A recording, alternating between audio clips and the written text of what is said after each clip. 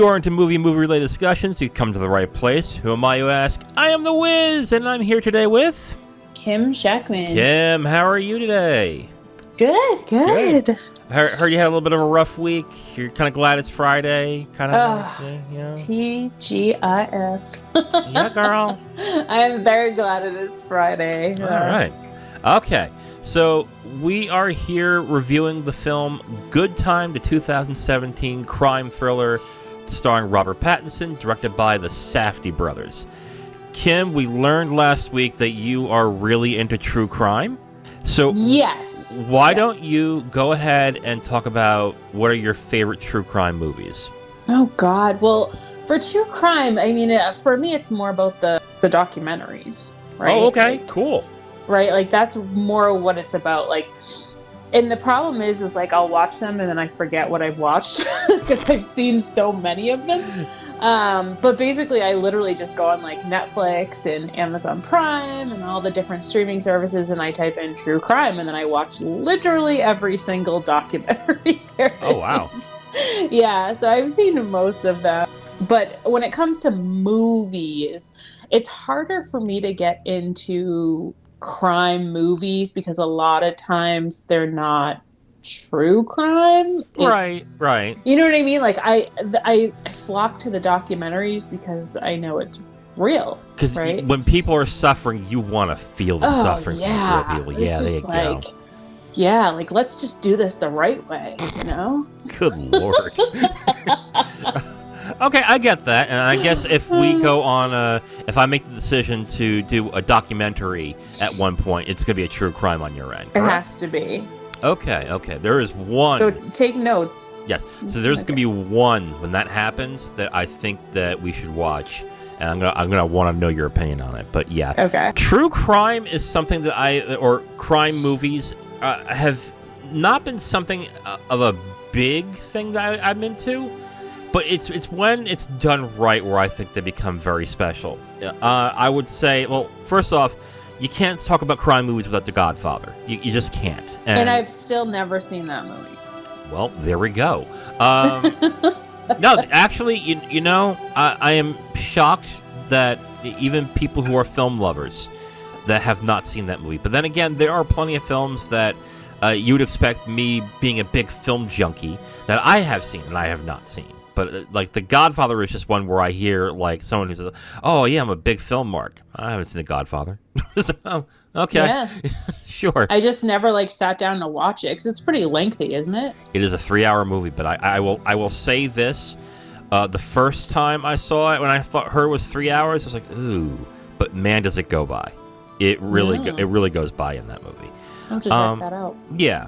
But, like, I do enjoy crime movies every once in a while, but I think my issue with it is that there is a formula to it, usually, and you see it once, and you expect the formula, and a lot of movies just don't stray from that formula enough, is my feeling when it comes to crime movies.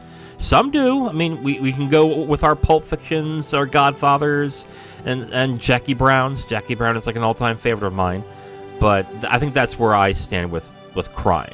So, but then again, people point out romance is very formulaic too, and it is to a certain point. So I'll concede that, but that's my feeling on crime movies. All right, so why don't we get into the review of Good Time, starring Robert Pattinson, directed by the Safdie Brothers. Kim, I guess I just have one question for you. Okay. Were you disappointed that the song "Good Time" by Carly Rae Jepsen was not in this movie? Because that took away 4 stars right away.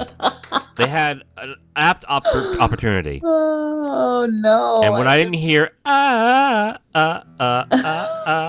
just was like, what a waste! What a junk movie! God damn it! Oh God, I do have a lot to comment on the music though. Okay, go right ahead then. Let's just go with it. Oh, it was awful. Okay. It was despicable. It was like I thought I was watching a video game, and then I felt like I don't know about you.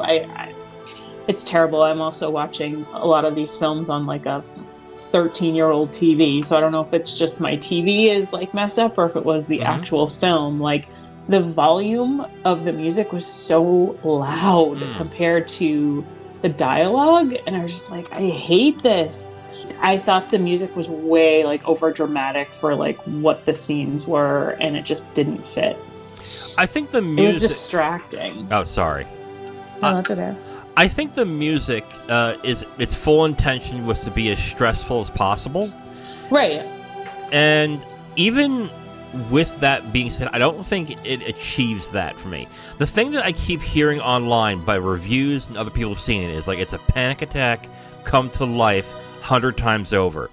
And I want to say, from somebody who's had panic attacks for a long time, I don't think these people know what a panic attack is. No, they don't. Because Okay. I've had a decent amount of panic attacks in my life as well. Which, honestly, definitely not. which, honestly, good for them. I don't want them to know. Right. But when I watch this, I'm like, this is not stressful at all. No.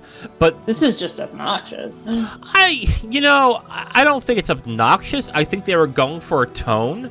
I could tell what they were trying to achieve, but it just did not come off that way for me anyway, like whatsoever. Like I was like, okay, I get what you're trying to do, but it's too much. I think the issue that I have with it being stressful is, in order for it to be stressful, I think you would have to actually feel for the character to a certain extent to be stressed out. Be like, oh my God, what's this guy going through? This poor man. And Robert Pattinson's character, Connie, is just not that type of person that you want to root for. Right. He's actually, like, let's get to the story, okay? Yeah. Connie and his little brother are thieves, and they're I guess, bank robbers. And after a botched bank robbery, the little brother gets caught, who I think has a mental disorder. He's, like, disabled. Yeah. Yeah. The brother gets into jail in the beginning of the movie, and and then Connie has to find a way to get him out. I feel bad for the brother, don't get me wrong, because they do a good job of showing that the brother, I think, has a number of issues that may or may not have been caused by either his mental disability or by his brother in this circumstance. Or even by his grandmother. Sure. They don't really get into the grandmother too much. But like a smidge they do. Yeah. But making the main character Connie in this, which is Robert Pattinson's character, I think was a bad move in this circumstance, because in order for the stress elevation to work, you have to feel for that character. And at no point was I looking at this guy going, not that I don't care, because I care about the little brother, but with him, I'm like, you did it to your fucking self, dude. Like, you're a loser. Essentially.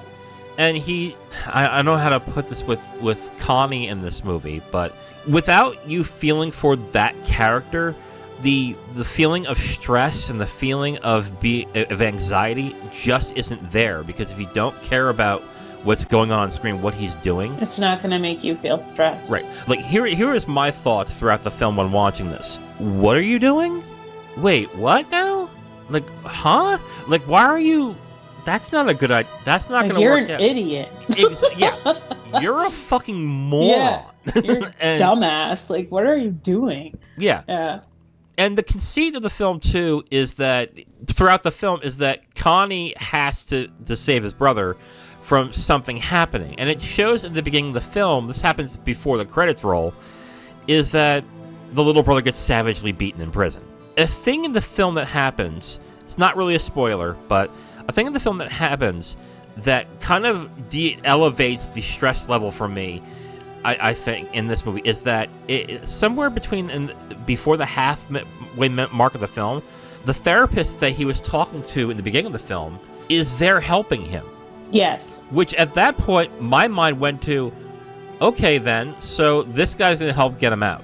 Because that's just how... With, like, the justice system, pretty much. Right. With the court and everything, and the judge, and whatever. Yeah, so he is fine at that point. So at that point, when you get into that point of the film, now it becomes a tale of the brother, Connie, right, basically going through these doomed motions where he's going to get himself into some serious trouble. Because he's assuming his brother, like, doesn't have any help, or in prison. Like Right. he's just assuming that. So, but when that scene happens, where it shows the therapist trying to help get him out, it kind of just de-elevates the stress, the intended stress effect by loads, because now you're just looking at a guy flailing trying to find a solution that doesn't need one. Right. I think there's a lot of issues with the way that the story runs. Although I think I'm going to disagree with you on the overall point of the film. I actually ended up somewhat liking it. I'm not saying it's a great movie. I think there's some definite flaws, but I think we should get into... I'll get into why I think I would actually recommend it a little later on. But anything more you want to add to that, or... No, I mean, I'm very curious on, what stood out for you, but I don't know if you wanted to get into directing first. We can start there. So we can get into directing.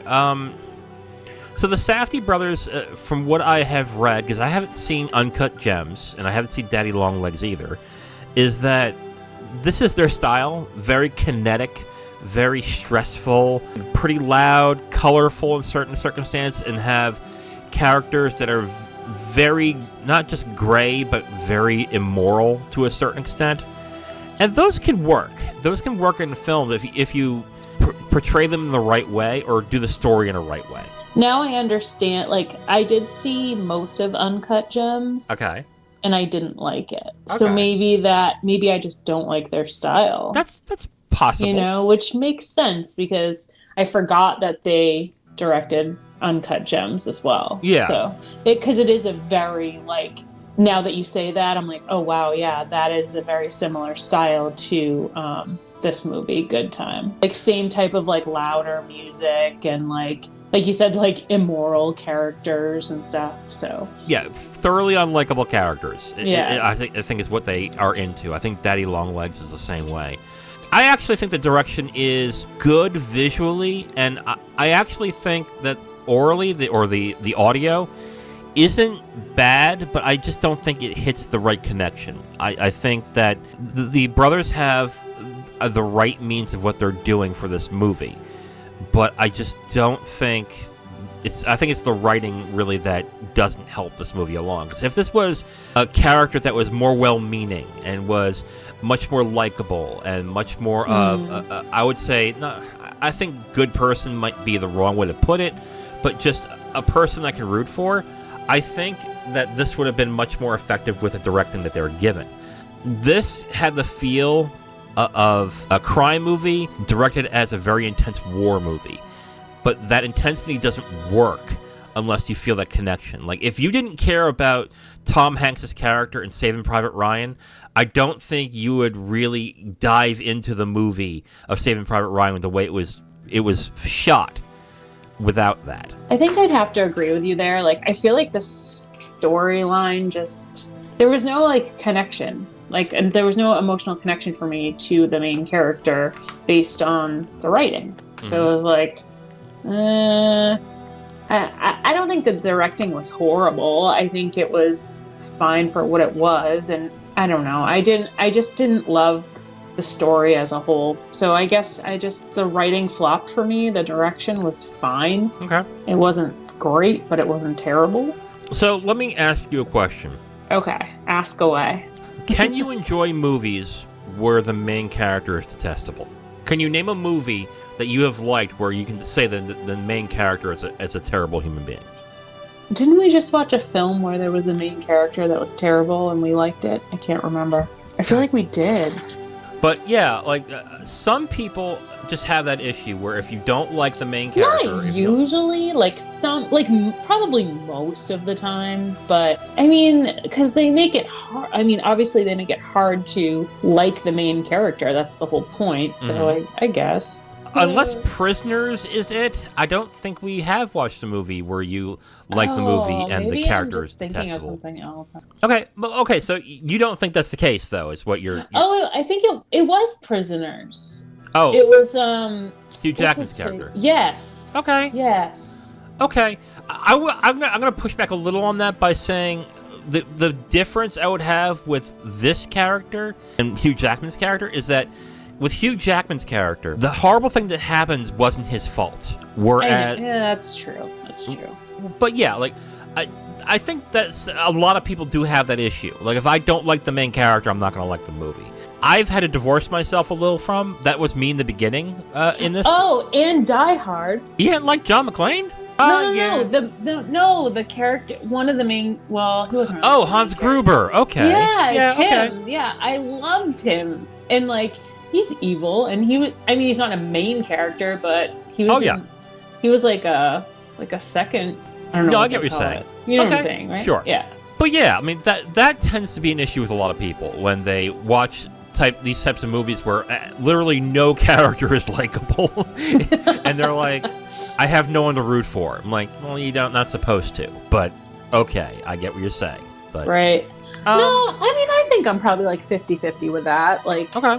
Yeah, I don't know. This movie, I was just like, like I was kind of rooting for the brother, right? Like, I felt bad for him, so I guess, yeah, I wasn't really rooting for the main character. Well, the little brother is not in the movie that much. No, he's not as much as you would think he should be. No, and we'll get into that in spoilers. Yeah. But it when it comes to the writing and directing in this, like, I think the writing did the movie a disservice. But I think a lot of people really gravitate towards the feel, the mood, and the kinetic energy of the movie, and they kind of excuse the way the characters are in this. And this is also a style of filmmaking too, where all the characters are incredibly flawed. But when you do this, you have to give something in the movie that makes you want to identify and root for this person. With Connie, even though it's noble that he wants to help his brother, I think the main reason why he wants to is not altruistic. It is, I need my partner. Well, it's like a selfish reason. Yes. With that being the only reason, and me able to extrapolate that I think he's doing this for more selfish reasons than anything, I think that hurts the character and hurts the film to a certain extent. Performances. There's only really one to go by here as Robert Pattinson, and I think he's pretty good in this movie. So are the directors in the film? One of the directors is the little brother. Okay, I thought the other character was also one of the brothers, but I guess I was wrong. I don't know. Is it the other character due with spoilers? Yes. Yeah. So no, that's not. That's Buddy Duress. Oh, okay. The other brother is not an actor. Benny Safdie plays Nick in this, the little brother in this. Yeah. So performances. Let's talk about Benny then. Benny Safdie was pretty good as the little brother in this. I thought he did a good job. Yeah. Again, not in it that much, but right. He's good. Like, believable, right? That yes. He has like a disability and he's battling things mentally. He does a good job with this role, even though he's in it for I think 5 minutes. Yeah. But I think the main performance is Robert Pattinson, and I think he's good in this. I think he actually does a good job. I have to agree with you there. I think he did good with what he was given, and yeah, he plays a really good douchebag. Oh yeah. Like it is interesting to see an actor that has cut his teeth on being very lovable, very likable, somebody who the audience has to root for, and then have him play this type of character and nail it. He nails it. So he did. I have to agree with you there. And all I kept thinking about was like, oh my god, like he was the main character in Twilight. Like I know, and people put that against him. No, but then like I see him in this, and I'm like, whoa, that was like night and day. Yeah, like, it's crazy. No, that's why I think he's incredibly talented, and he deserves the praise that he gets in this. But of course, most people when they think of him, they're like, oh god, the Twilight guy. I'm like, that's all I think of when I think of his name. And same thing with his co-star Kristen Stewart. Yes, thank you. Same thing with Kristen Stewart, and it took her to do a lot of indie roles for her to get out of that shell. But she's also fantastic. But, yeah, I really like her too. Yeah, but Robert Pattinson, I think, was pretty good in this movie. I think he pulled that performance well, even though the way that the writing is just not great. That's it for performances, unless you really want to get into Jennifer Jason Leigh's like few minutes, like 2 seconds in the movie. Yeah.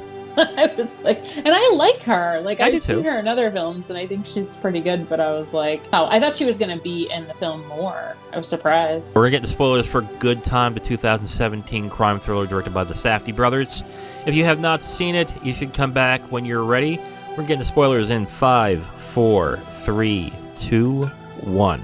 So, I'm going to let you begin with this, because usually I begin with spoilers. So okay. I'm going to let you dive in. There is one thing that you said when you were telling me how much you did not like this movie a few minutes ago, and it's that the film is kind of unbelievable. It's kind of ridiculous. Yeah. And I think I know where you're coming from with this, and this will due to what happens in the middle of the movie. So what happens is Connie goes to the hospital at which his brother is at. He goes into a room and saves his brother, and sneaks him out through an accessor ride to a random person's house. Somehow allows him in, right. Even though they don't know him. Right. Which, yeah, I agree that's unbelievable. That's ridiculous. Okay. Okay.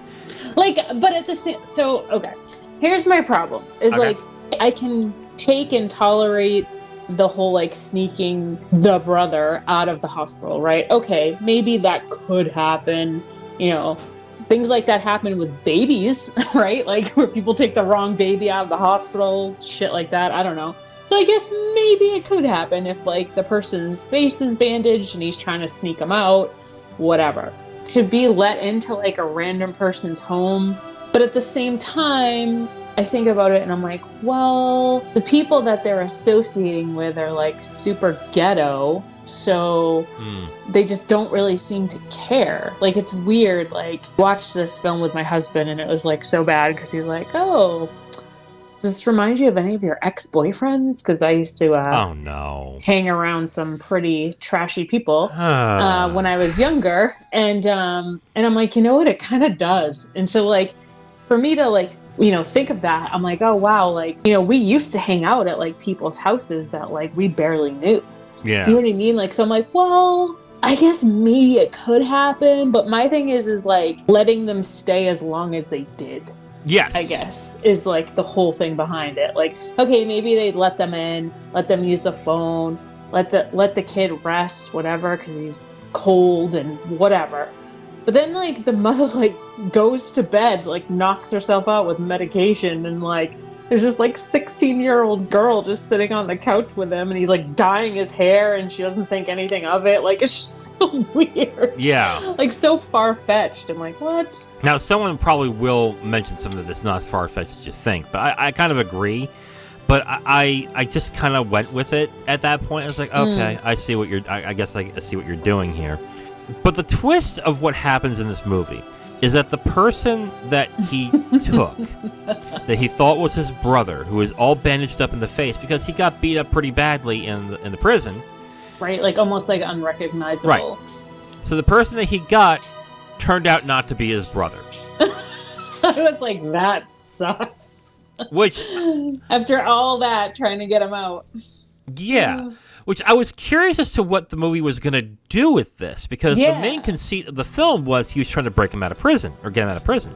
Right. So I thought this was going to be, he was going to try and do a bunch of odd jobs, odd criminal jobs, to get the money to bail him out. But they went this route, and I was like, okay, this is interesting. How are they going to do this? And when they actually got him out, I was like, what? It was like... So what the hell is this movie going to be? And then when that happened, I'm like, oh. Yeah. So my question with that specifically, yes, they go through the movie as to how he did it, but then they show him throughout the film, throughout that scene, looking at different charts. Oh, this is this person. This is that person. Right. Like he was like checking to make sure he had the right person. And then he didn't have the right person. That's my question, though. Why didn't he check the chart? He never did. Right. That's what makes it unrealistic. Yeah, so I'm like, wait a minute, hold on. Maybe because he didn't have time because there was a cop sitting in front of it? I don't know. Sure, that's a possibility. Maybe? Oh. But still, like, okay, the cop left, so why wouldn't he check the chart before he goes in the room? Like, just stupid. I don't know. I didn't like that part. And the character does more and more immoral things as the movie goes on. Yes, so. Like, after the fact, it's like, okay, so then he goes to this random person's house, whatever, and then he starts making out with a 16-year-old girl so she wouldn't watch the TV because he was plastered all over the news. And I'm just like, leave this little 16-year-old girl out of it, you creep. Right. But again, I know why they're doing that, because they're just trying to show that he's a dirtbag, right? Yeah, pretty much. They're trying to show his immorality in this, and how he kind of cocks her into doing those things too. Using her car or their car or whatever. And I think the part that the movie was really starting to lose me was when they were at the amusement park. Yes, I agree. I was just like, oh my God, what is this? Like, come on. Like, it was kind of like draggy for me at that part. It just wasn't moving a little bit faster than I would have liked it to. My stretching of credulity of the movie, where I was like, yeah, this is kind of realistic, but I'm kind of digging it a little bit. It was at that point where I was like, oh, okay, now you've gone a little too far here. Like, I don't know what the street prices for acid is. I don't know either if there is an expiration date for acid either, but I would assume. I have no idea. Yeah, I don't know either. But I would assume that stuff isn't as potent as it once was, if it's in that Sprite thing. Because from what I know of like those type of bottles, even if you put it in real tight, air does come out of it. So yeah, the sequence that happens there with them trying to find the Sprite bottle and the money, and then dealing with the security guard. All I could say is, I'm like, it's the guy from Captain Phillips. Oh, God. and my husband's like, oh, I'm really glad he got another role. He's gotten some other roles. I know. I've just never seen him in anything but Captain Phillips. So I was just like, oh wow. Funny. Not a trained actor either. He's actually a really good. I think you told me that before. Mm-hmm. Yeah, that sequence I had a few problems with too. So not that they attacked him, and not that he made him ingest a shit ton of acid. After that. Yeah. But my issue is with the cops in this, where the cops come in and Robert Pattinson's character is like, oh yeah, he's in here, blah, blah, blah. I mean, they just like automatically take him away. They don't ask him any questions. Like, they don't ask Robert Pattinson any questions. Like, they're just like, all right, thanks, bye. Like, it's so quick. Like, no thorough investigation. Maybe I'm wrong on this, but shouldn't you ask for some sort of identification when it comes to, like, or something to show, hey, what's your badge number, or what's your whatever? Like, it just wasn't realistic. Like, I'm like... And then they take that guy away and the little girl away because the girl was patrolling the area. Lingering outside. Mm-hmm. Wondering what the hell was going on. And then they take the patrol car. Yeah. Like, oh my God. And they take the patrol car to the guy's apartment. Yeah, the security guard's apartment that they put a bunch of acid in. Yeah. So let me ask you something. Does that apartment look like the apartment of somebody who is a security guard at a... No. Yeah. So that was my other thing. I was like, wait. It looked like it was decorated from, like, what, the 70s? Like, it was honestly, weird. To me, it looked like a mid-level executive's apartment. It was like, oh, okay. Like, you're moving up, but you like nice things, but, not that nice. And the non-brother is like, I'm just going to call him that, the non-brother. He's like, wow, this is a really nice apartment. Like, what the fuck? It's so weird. Unrealistic. Right. And then he was able to pacify the dog by having him sniff the jacket. Yeah, no. That would never happen. That dog would have ripped his face off. So yeah, I agree that a lot of unbelievable things happened in the film, in this movie, and it kind of, after a certain point, I was like, oh, okay. Yeah, there was like a turning point, and I think that turning point was like the amusement park, and even like a little bit when he's in the hospital trying to, take his brother. I think right after that is really where it went downhill for me. Yeah, I think the amusement park sequence was that with me too. But I don't think it hurt me. It hurt as much for my enjoyment as this. It was just went from, oh, this is good, to, oh, okay. Why did they do that? Yeah.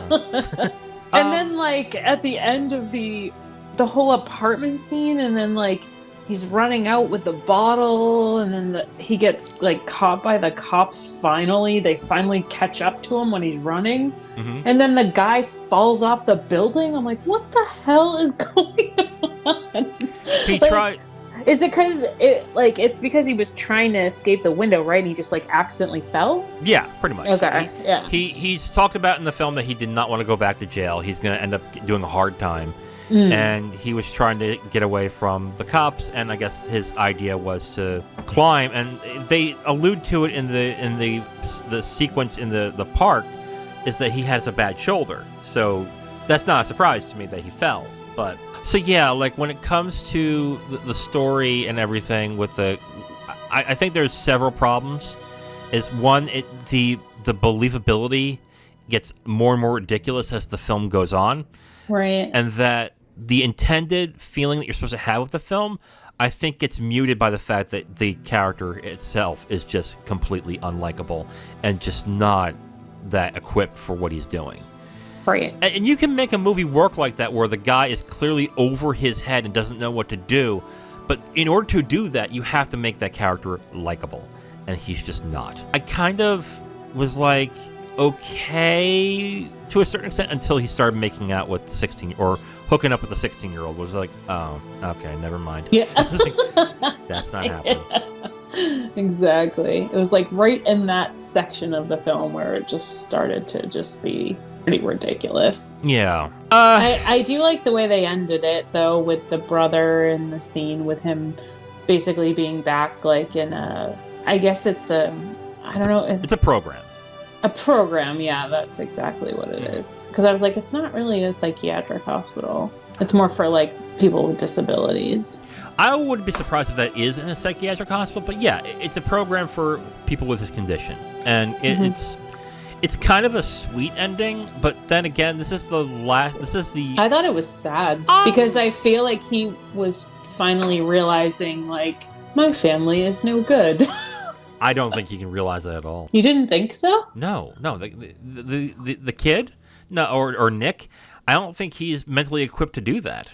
Well, at the end, it has them like she's doing the like, cross the room if this or cross the room if that, and they say something about family members in like a negative light, and he's standing there the whole time, and then he finally starts crossing the room when she talks about like negative items with your family. Oh, okay.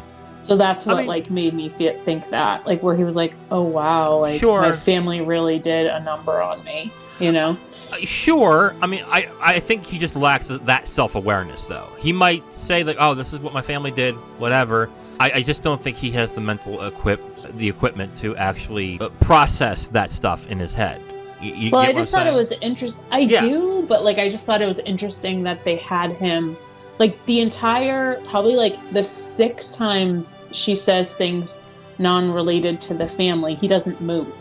He just stands there, and everyone else is crossing the room. And then she says something negative about, like, I forget what she says. It's like, so-and-so family member did this, and it's, like, in a negative light, and then he finally starts moving.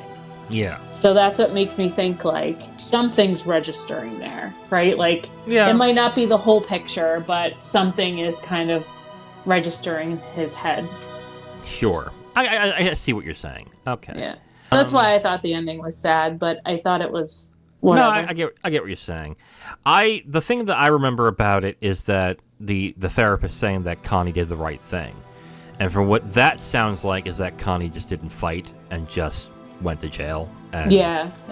I think that's kind of where I was like, oh, well. Well, it's kind of like, what kind of ammo does he have to fight with? Like, yeah. He did everything, you know. But that character at that point is selfish enough to probably use his brother as a pawn to get out. But I think that the illusion was that he just didn't do that at that point. You want to get into final thoughts?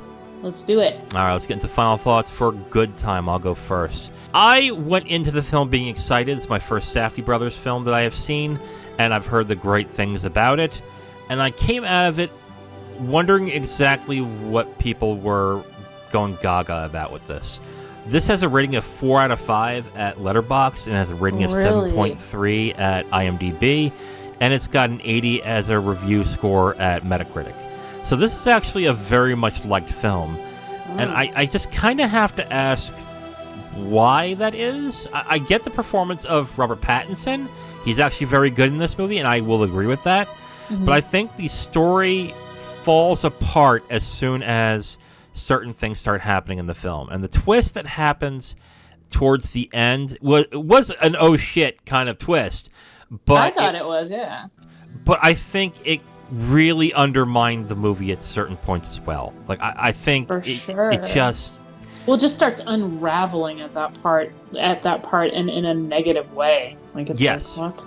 That being said, I think Pattinson's performance is good. I think the direction is good. Oh, Pattinson's great in this. The direction is good, but I think the script undermined everything when it came to the movie. I am going to give this 2 stars out of 5. I was debating on 2.5, but I think at this point, looking through, thinking about everything, I'm going to give this I'm not going to recommend this, really. It makes me curious as to what Uncut Gems is going to be like for me, because I've heard nothing but great things about that movie.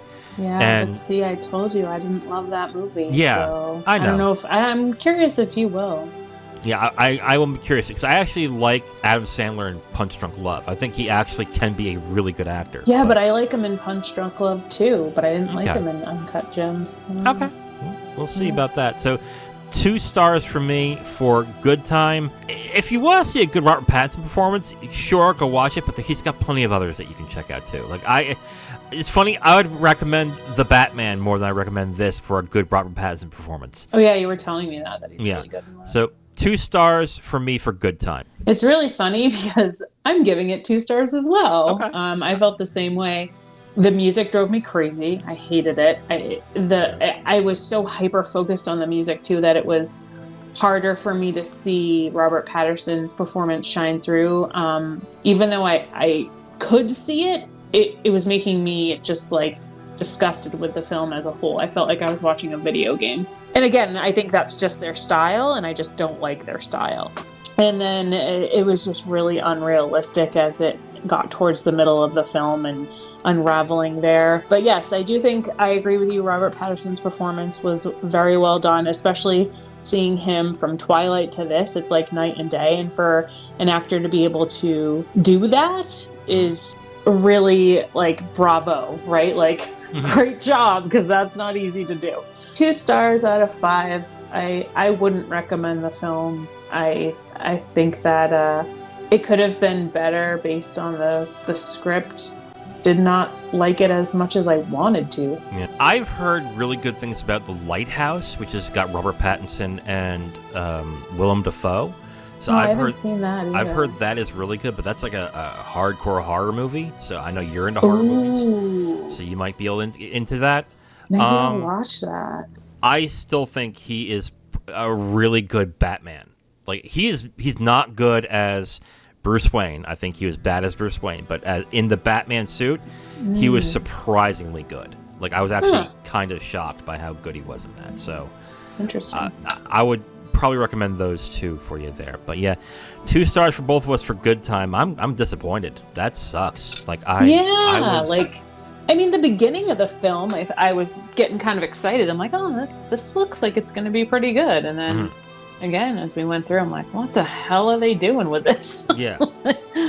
It does show that Connie is pretty inept. And I think that might have been the point to a certain extent. But then I guess so, yeah. You can't make him inept and make him absolutely immoral for someone to actually like so want to trashy. I'm like, oh, this guy sucks. Yeah.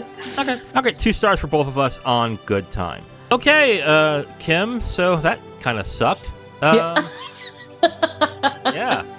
Okay, so we're gonna get into what we're gonna watch next week, and you made the decision. So go ahead. What are we watching next week? I picked Parenthood, directed by Ron Howard and starring Steve Martin. Yes. All right. Because I love Steve Martin movies, and I've never seen this one, so I'm kind of excited. Well, there's some that you have to. What did you see of Steve Martin's movies? What's the movie? I already forget the name of it. It's wicked popular. The one with the daughter that gets married and Father of the Bride. Yep, Father of the Bride. Thank you. Okay. I love that movie. And then He was in Cheaper by the Dozen, I think. Yeah. Yep. I thought it was cute. You Sure, know, like yeah. little cutie movie. I've seen a couple others too, and I'm drawing blanks. But Father of the... What? Planes, Trains, and Automobiles? I've never seen the whole movie. Okay. I've seen like bits and pieces of it. Dirty Rotten Scoundrels? No, I've never seen that. Three Amigos? Yes, I've seen that. That's Okay. funny. Yeah, he actually does some pretty funny movies. My favorite of his is The Jerk, because it's just... Yeah, and I haven't seen that one yet either. Yeah, it is so ridiculous, that movie, but yeah. The Father of the Bride is like the one that stands out to me the most because I used to watch it a lot. Like it was always on TV as like a kid growing up, and I just thought it was so nice. I'm like, oh, this is such a nice movie, and it's funny too, you know. Yeah, I'm pretty excited. We're gonna watch this classic comedy from 1989. I forgot this was a Ron Howard movie, but that's pretty good. That's a good choice. Something light, something, you know. Yeah, a little different. You know, I like to shake it up every week. Yeah, absolutely. Okay, so next week, me and Kim are going to review Parenthood, starring Steve Martin, Mary Steenburgen, and Diane Weiss, directed by Ron Howard. And with that, that is the end of this episode. I am The Wiz. And I'm Kim Shactman. And we'll talk to you next time. Bye-bye. Bye.